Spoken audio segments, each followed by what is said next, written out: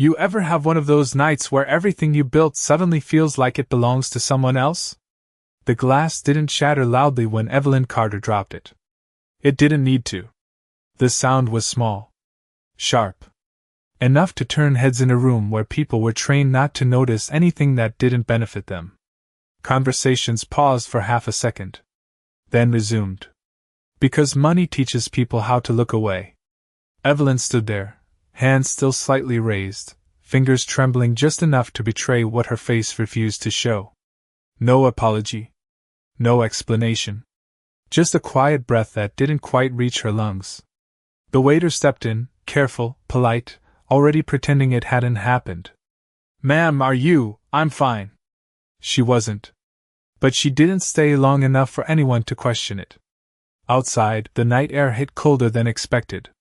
42 degrees, maybe lower with the wind slicing between buildings. Her heels clicked once against the pavement. Then again. Then she stopped walking. For a moment, she just stood there on the edge of the street, Manhattan humming around her like a machine that never cared who got crushed beneath it. A black SUV passed. A couple laughed too loudly across the street. Somewhere, a siren wailed and faded. Evelyn pressed her lips together. Tight. Like she could hold something in if she just tried hard enough.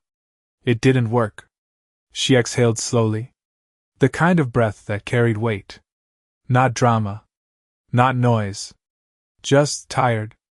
A few blocks down, under the dull glow of a flickering streetlight, Marcus Hale knelt beside his son, tying a loose sneaker lace with steady hands.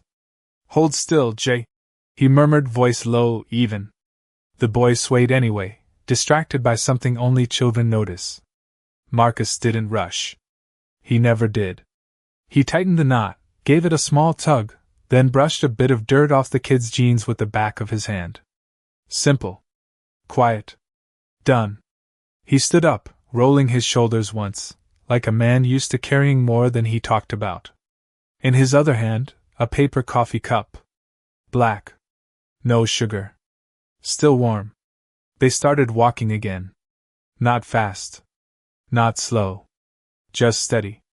Like they had nowhere urgent to be, but every reason to keep moving. That's when it happened. A small collision. Nothing dramatic. Just enough. Evelyn turned the corner too quickly. Marcus shifted half a step too late. The coffee tilted. A few drops spilled. Dark against concrete. They both stopped. For a second either spoke. The city kept going. It always does. Evelyn glanced at the stain. Then at him. Then at the boy holding his hand. Her voice came out before she could filter it. "Do you ever feel like none of it matters?" The question hung there. Strange. Out of place. Too honest for a sidewalk at night. Marcus didn't answer. Not right away. He looked down first. Checked his son's jacket zipper. Adjusted it gently. A small habit. Then he straightened.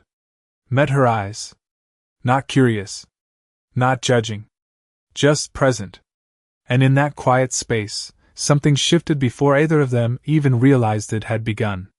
Marcus held her gaze for a moment longer, not searching for the right words, not trying to impress, just measuring the weight behind what she had said, and when he finally spoke his voice was calm, almost quiet enough to miss if you were not listening closely. "If it did not matter, you would not be asking that question." And that was it. No explanation, no follow-up, just a sentence placed gently between them like something fragile that did not need to be forced. Evelyn blinked as if the air had shifted.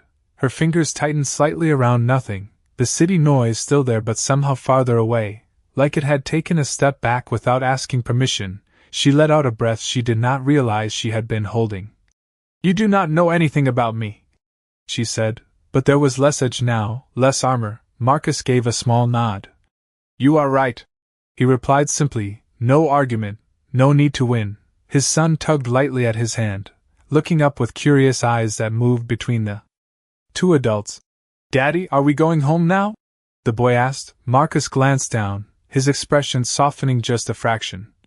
"In a minute, Jay," he said, then looked back at Evelyn, still steady, still present, she shifted her weight slightly, her heels scraping softly against the pavement. People leave, she said after a pause. Quieter this time, like the words had been waiting somewhere deeper than she wanted to admit. They always do.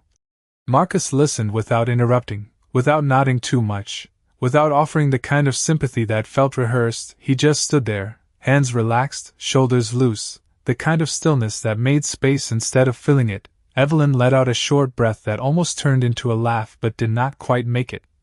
You spend years building something, a company, a life. Something you think means something, she continued, eyes drifting past him toward nothing in particular. And then one day it just does not. The last word came out softer, like it had lost strength halfway through. Marcus glanced briefly at his son again, then back at her, and for a moment he did not say anything at all, not because he did not have something to say, but because he understood that silence was part of it.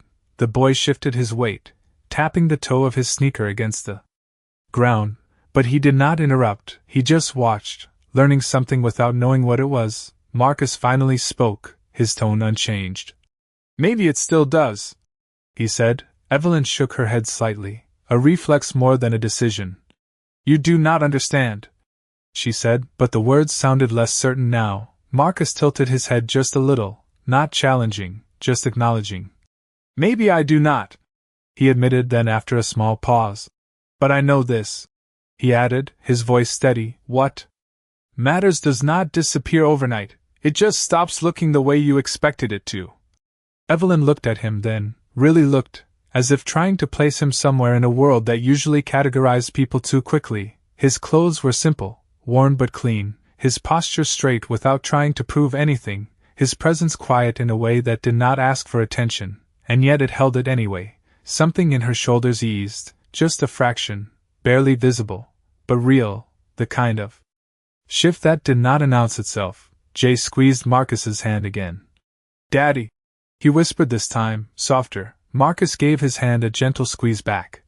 Yeah, buddy, he said, without breaking eye contact with Evelyn, and for the first time that night, she did not feel like she had to hold everything together all at once. She just stood there, breathing, the question she had asked still hanging in the air, but no longer as heavy as before, and somehow that was enough for the moment. The wind shifted slightly, colder now, brushing past them like a quiet reminder that the night was still moving forward even if they were not. Evelyn wrapped her arms loosely around herself, not out of fear, just instinct, like she had forgotten what it felt like to stand still without a destination. I used to think if I worked hard enough, nothing could fall apart, she said, her voice lower, more honest now. Marcus listened, his expression unchanged but attentive in a way that did not pressure her to continue. She let out a small breath, eyes fixed somewhere beyond him. I built everything from nothing, every deal, every late night, every decision. She paused, her lips pressing together briefly. And I thought that meant something permanent. Marcus nodded once, not agreeing, not disagreeing, just acknowledging the weight of it. Jay shifted again, this time stepping a little closer to his father's side, his small hand brushing against Marcus's jacket as if checking that he was still there. Marcus rested his hand lightly on the boy's shoulder, grounding, steady. Evelyn noticed it, the gesture so simple it almost felt out of place in her world. You ever worry about losing it? She asked suddenly, her eyes flicking back to him. Marcus glanced down at Jay, then back at her. His answer came without hesitation. Every day, he said, no drama in it, just truth. Evelyn frowned slightly, not expecting that. Then how do you not? She stopped herself, searching for the right word. Panic. Marcus gave a faint exhale, almost a quiet chuckle but not quite. I do, he admitted. Just not out loud. Jay looked up at him, curious. What does that mean? The boy asked. Marcus crouched slightly so he was closer to his son's level, his voice softening. It means sometimes you feel scared inside, but you still do what you need to do anyway. Jay considered that for a second, then nodded like it made perfect sense, because to him it did. Evelyn watched them, something shifting again in her expression, something less guarded. That must be nice, she said, almost to herself. Marcus straightened, his brow furrowing just slightly. What is? he asked. Evelyn hesitated, then answered quietly. Having something that tells you what matters. Marcus looked at her for a moment, then shook his head gently. It is not something, he said, his tone calm but firm. It is someone. Evelyn's gaze dropped briefly to Jay, who was now trying to balance on the edge of the curb, arms stretched out like it was a tightrope, completely absorbed in his own small world. Marcus watched him for a second, making sure he did not slip, then looked back at her. He does not make things easier, Marcus added. He just makes them clear. The sentence landed differently, not like advice, not like philosophy, just a fact he had learned by living it. Evelyn swallowed, her throat tightening just enough to notice. She glanced down at her own hands, empty, still, perfectly manicured but doing nothing. For a moment she seemed unsure what to do with them. The city noise returned slowly, creeping back into the edges of her awareness. A car passed, headlights sweeping across the pavement, then gone. She took a small step back, not leaving, just creating space. I used to have that, she said quietly, almost like a confession she had not planned to make. Marcus did not ask what she meant, did not press. He simply waited, and in that waiting, something about him felt different from everyone else she had ever met.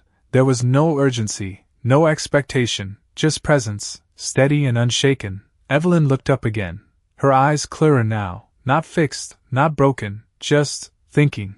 And for the first time that night, she did not feel like she was losing something. She felt like she was starting to see what had been there all along. Jay lost his balance for half a second and then caught himself, arms flailing before settling again. Proud of the recovery in a way only children could be, Marcus watched without stepping in, trusting just enough, ready if needed but not interfering. Careful, he said quietly, not as a warning but as a reminder. The boy nodded and stepped back onto the sidewalk. Mission complete.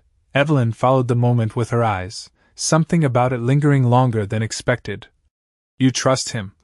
She said, not really asking. Marcus glanced at his son, then back at her. I trust him to try, he replied, simple, steady. Evelyn let that sit for a second, her brow tightening just slightly as if she was turning the idea over in her mind. That sounds risky, she said. Marcus shrugged. Lightly. So is everything else, he answered. No edge, no need to convince, just fact. A quiet breeze moved through again, lifting a loose strand of Evelyn's hair before letting it fall back into place. She did not fix it this time, did not reach up like she normally would. Instead she stood there, present in a way that felt unfamiliar. What if he fails? She asked, her voice softer now. Marcus looked at Jay, who was now crouched near the curb, tracing invisible lines on the concrete with his finger, completely absorbed. Then he learns, Marcus said. And I am there. Evelyn's eyes shifted slightly at that, something tightening then easing in the same breath. You make it sound simple, she said, almost a whisper. Marcus shook his head once. It is not simple, he said. It is just clear. The distinction hung there, subtle but heavy. Evelyn exhaled slowly, her shoulders lowering another inch, the tension she had been holding all night loosening piece by piece without her noticing. When it started, a car slowed at the corner, headlights casting long shadows that stretched and disappeared just as quickly, the world moving as it always did, indifferent and constant. I spent years making sure nothing could touch what I built, she said after a pause, her voice quieter now, less guarded. Every contract, every decision, every detail controlled. Marcus listened, his posture unchanged, steady as ever. And now, she added, her gaze dropping for a second before lifting again. It feels like none of it can hold anything together. Marcus did not rush to answer. He let the silence sit, not empty but full, like it had something to say if given the time. Jay stood up again, brushing his hands on his jeans, then looked at Evelyn with open curiosity. Are you sad? He asked, the question direct, unfiltered. Evelyn blinked, caught off guard not by the question but by how simply it was asked. No judgment, no expectation, just curiosity. She opened her mouth, then closed it again, unsure how to answer something so honest. Marcus placed a gentle hand on Jay's shoulder, not to stop him, just to guide. Hey, he said softly. The boy looked up. We do not ask people questions they Might not be ready to answer, Marcus added, his tone calm, teaching without scolding. Jay nodded. Okay, he said, accepting it easily. Evelyn watched the exchange, something in her expression shifting again, softer now, less distant. She looked at Marcus, then at Jay, then back at Marcus. No, she said finally, her voice quiet but steady. I think I was. She paused, the words settling differently this time. But maybe I am just tired. Marcus gave a small nod, not approving, not correcting. Just acknowledging. That happens, he said, and for a moment, that was enough. No grand solution, no fix, just the space to say something true without it breaking everything around it. Evelyn stood there, the city still moving, the night still cold, but something inside her no longer felt like it was collapsing. It felt quieter, and for the first time in a long time, that felt like something she could hold on to. The streetlight flickered once, then steadied, casting a soft amber glow over the three of them as if the city itself had decided to quiet down just a little. Evelyn shifted her weight again, but this time she did not step away. She stayed, her eyes no longer searching for an exit but resting in the moment like she had forgotten she was allowed to do that. Marcus glanced briefly at his watch, not impatient, just aware. Then looked back at Jay. We should head out soon, he said gently. The boy nodded but did not move right away, still watching Evelyn with the kind of open curiosity that had not learned to hide yet. Do you have someone waiting for you? Jay asked carefully this time, remembering what his father had said. Evelyn paused, the question landing softer now, not intrusive, just real. She looked down at the pavement for a second, then back up. No, she said, her voice even but quieter than before. Not tonight. Marcus did not react to the answer, did not offer sympathy or surprise. He simply nodded once, accepting it as it was. Evelyn noticed that, the absence of reaction, the lack of performance, and something about it felt respectful, like he trusted her to carry her own truth without needing to fix it. A car passed again, slower this time, music faintly drifting through the open window before disappearing into the night. Evelyn glanced in that direction, then back at Marcus. Do you always do this? She asked, a slight hint of curiosity threading through her tone now. Marcus tilted his head slightly. Do what? He asked. Evelyn gestured lightly between them. Talk to strangers like they are not strangers, she clarified. Marcus gave a small breath, almost a smile but not quite. I just talk to people, he said, simple, unadorned. Evelyn let out a faint exhale that almost turned into a laugh, softer this time, less guarded. Most people do not, she said. Marcus shrugged lightly. Most people are busy trying to be something, he replied, then added after a brief pause. I am just trying to be there. The words settled differently, not heavy, not dramatic, just grounded. Evelyn looked at him a little longer, as if trying to understand how someone could say something like that without making it sound like a lesson. Jay tugged gently on Marcus's sleeve. Daddy, can we get pancakes when we get home? He asked, hopeful. Marcus glanced down, his expression softening again. It is late, he said. But maybe tomorrow morning. Jay grinned, satisfied with that, already thinking ahead. Evelyn watched the exchange, her eyes lingering on the ease between them, the quiet rhythm that did not need to prove anything. You make it look easy, she said again, but this time there was no disbelief in it, just observation. Marcus shook his head slightly. It is not easy, he repeated. It is just honest. Evelyn nodded slowly, the word settling somewhere deeper than she expected. Honest. She repeated it silently in her mind, like testing how it felt. The night air brushed past again, but it no longer felt as cold. She took a small breath, fuller this time, steadier. Thank you, she said after a moment, the words simple but deliberate. Marcus met her eyes, gave a small nod. You are welcome, he replied, no hesitation, no need to downplay it, just acceptance. Jay waved slightly. Bye, he said, cheerful and light. Evelyn looked at him, then back at Marcus, and for a second it seemed like she might say something more. Ask something, hold on to the moment a little longer, but she did not. She just nodded once, quieter now, and watched as Marcus took Jay's hand and turned to leave, their steps steady, unhurried, blending back into the rhythm of the city without resistance. Evelyn stood there, not frozen, not lost, just still, the space they left behind not empty but filled with something she had not felt in a long time, not relief, not resolution, but clarity, quiet and unfamiliar, and for the first time that night she did not feel the need to chase what was missing, she simply stood there, breathing, letting what remained settle into place. The sound of their footsteps faded into the distance, steady and unhurried, until it blended completely into the rhythm of the city, and Evelyn did not follow, she did not call out, she just stood there, her eyes tracing the space where they had been as if something invisible still lingered. The street light above hummed softly, the air cool against her skin, but it no longer felt sharp, it felt present. She let out a slow breath.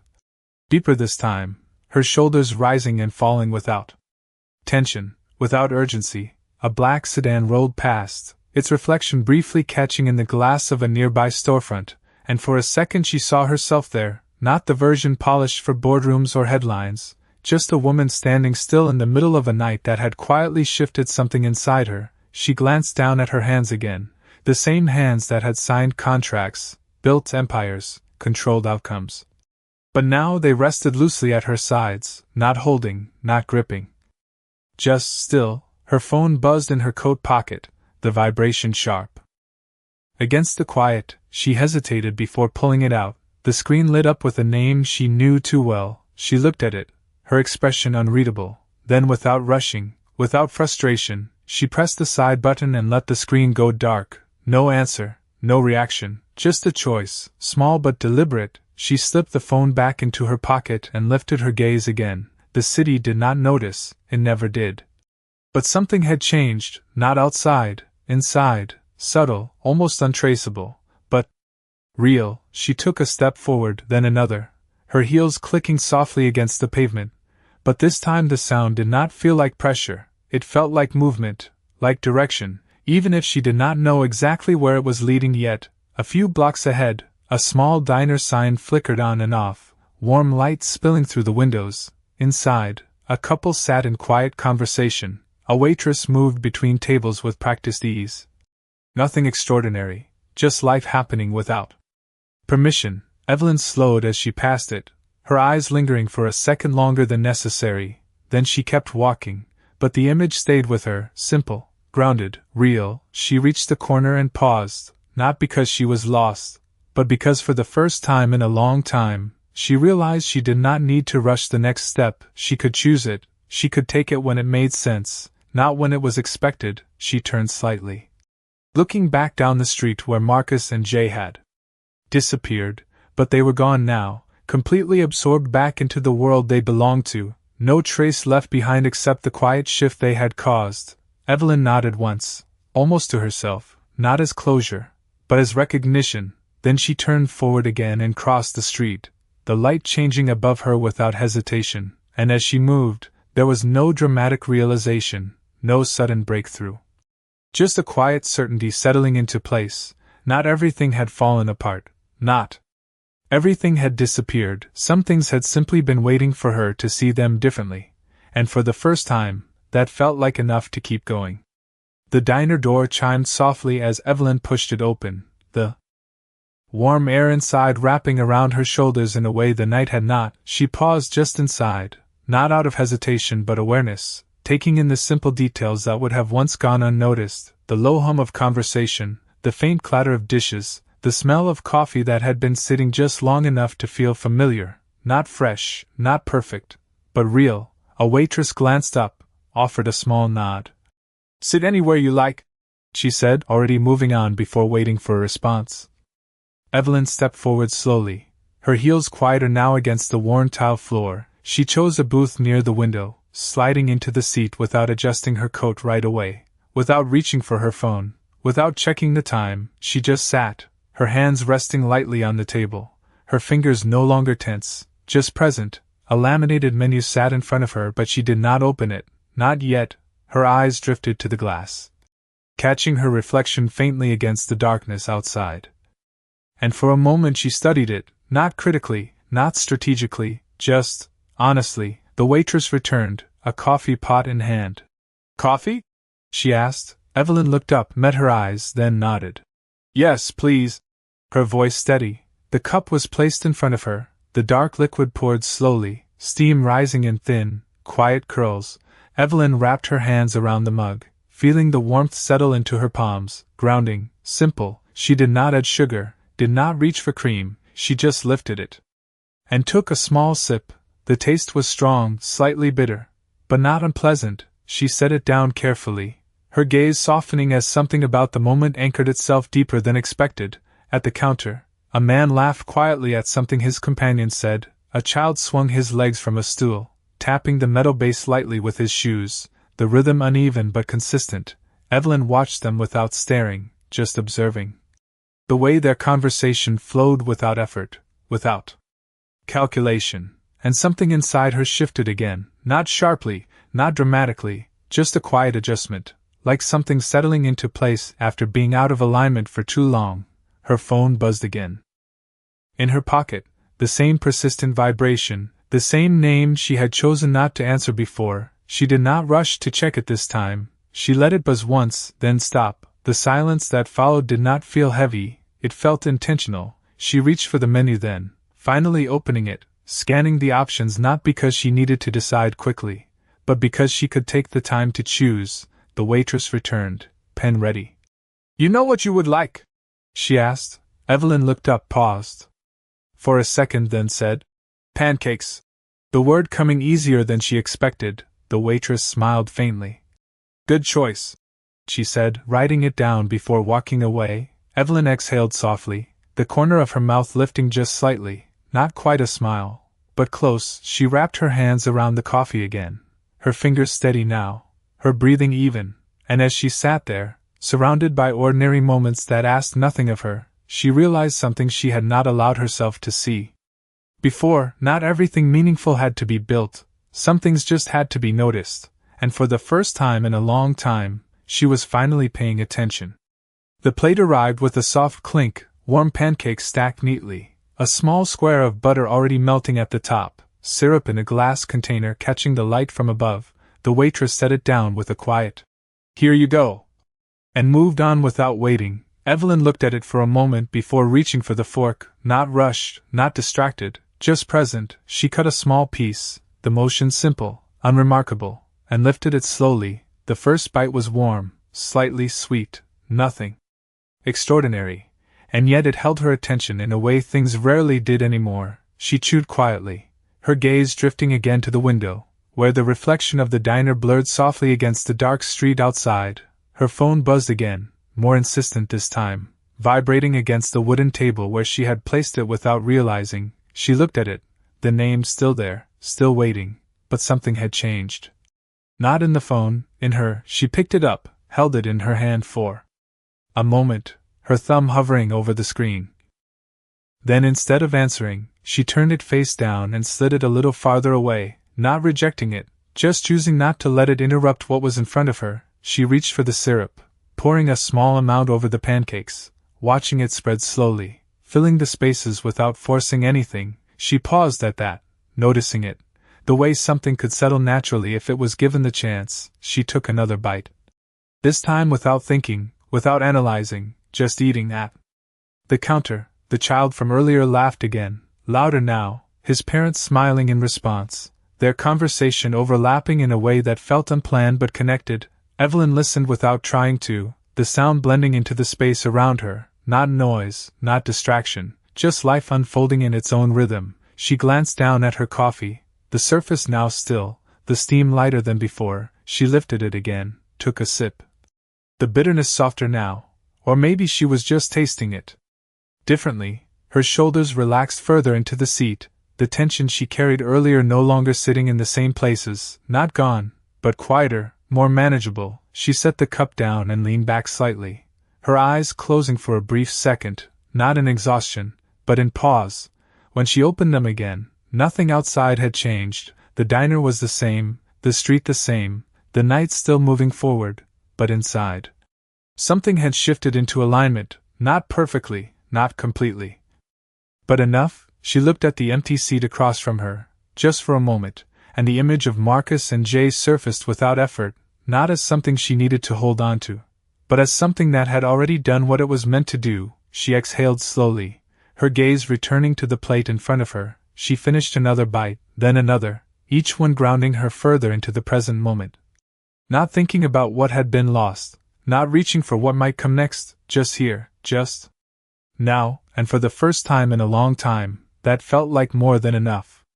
The plate was nearly empty now, a few soft edges of pancake left behind, the syrup pooled lightly in the spaces where the warmth had faded. Evelyn rested her fork against the side without finishing the last bite, not because she was done, but because she did not need to rush the ending. The coffee cup sat half full, its surface still, no longer steaming, just present. She glanced at her phone again, still face down where she had left it, and this time she reached for it, not out of pressure, not out of habit, but because she chose to. She turned it over. The screen lighting up softly, the same name still there, waiting.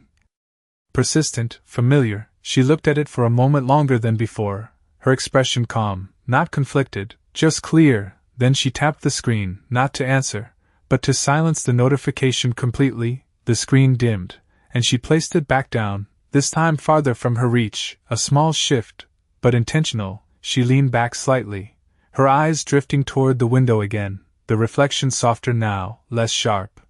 Blending into the movement outside, a couple walked past, their steps in sync without effort. A taxi slowed at the curb, then moved on, the city continuing its quiet rhythm, unchanged.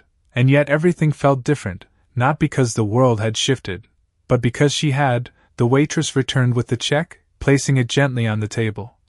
"Whenever you are ready," she said with a small nod. Evelyn looked at it, then reached into her coat, pulling out her card without hesitation. No calculation, no second thought, just action. The waitress took it and walked away, the moment simple, ordinary, and yet it grounded her even more. She glanced once more at the empty seat across from her, the space no longer feeling like something missing, but something complete in its own way. She stood up slowly, adjusting her coat this time, but not out of reflex, out of readiness. She placed a few bills on the table alongside the receipt when it returned, more than necessary, not for show, just because she could, and she stepped toward the door, pushing it open with a steady hand. The night air met her again, still cool, still moving, but it no longer pressed against her, it welcomed her. She stepped onto the sidewalk, her heels finding a rhythm that matched her pace, not rushed, not delayed, just steady. She paused for a moment at the edge of the street,